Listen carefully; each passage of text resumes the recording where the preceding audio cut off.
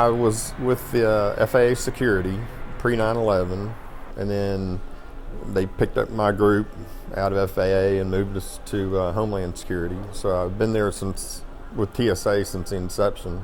But I was diagnosed when I was 30, and so in that 22 years, it just slowly declined to the point where I was at end-stage renal failure, and I was at 12% of kidney function. Once you get to 20% or below, then you can be tested to get on the transplant list.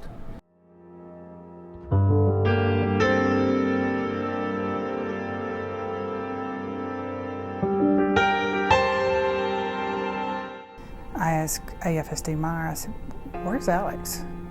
And he said, "Well, he's really sick and he's not able to come to work." So I kept saying, "Well, what's wrong with him?" And they're saying, "Well, it's kind of personal. We're not allowed to discuss it, blah, blah, blah." And finally one day I said, "Well, when's he coming back?" And they said, "Well, he's on the kidney donor list." And it just hit me like a ton of bricks. And I went the next day to be tested. Friends at work, never outside of work. And not close friends. Just more like he walks by my door every morning, he goes, "Hey, Rhonda," and I go, "Hi, Alex."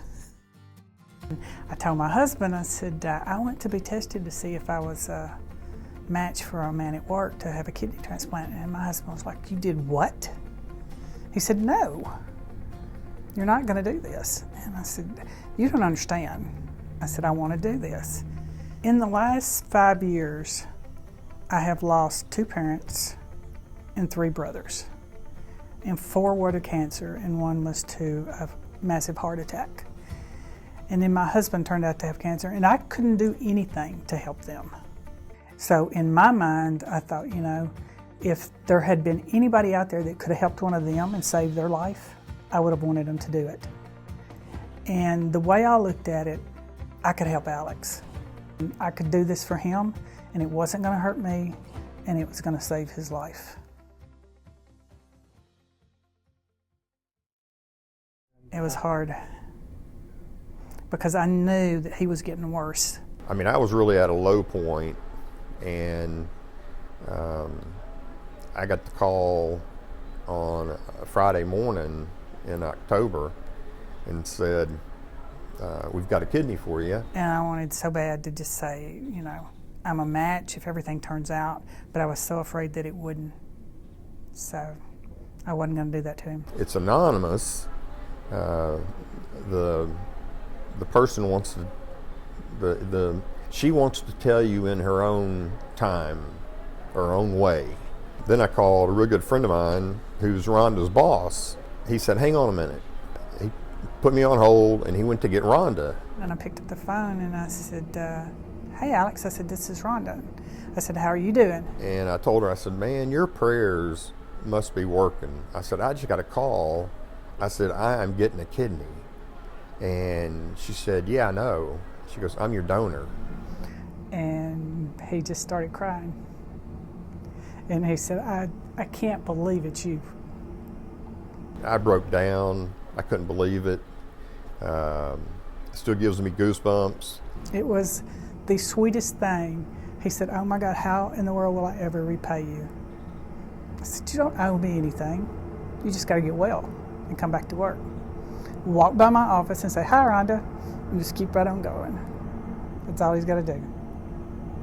Usually a donor is a relative or a spouse. It could be a child, or it could be a parent or a cousin. It's unusual to have a co-worker unless those individuals are particularly friendly or know each other very well. She is a special person. Wanting to do this under that circumstance indicates a very special kind of person, I think. But I think with the character we're talking about with Rhonda, it didn't seem to be a hard decision for her. And as I said before, she didn't seem to be concerned at all about her own welfare. It was about getting Alex back to work. And I've received approval to recognize her selfless service in the future here in Tennessee with an honorary award, the Rhonda Bowery Award for Selfless Service, that we're going to put in place. And she doesn't know about this yet, so don't tell her. How do you say thank you to somebody who does this? And my FSD probably said it best, and he said, "Live a good life." And how do you beat that? I'm blessed that there's people out there like Rhonda Bowery. My angel. I'm very fortunate.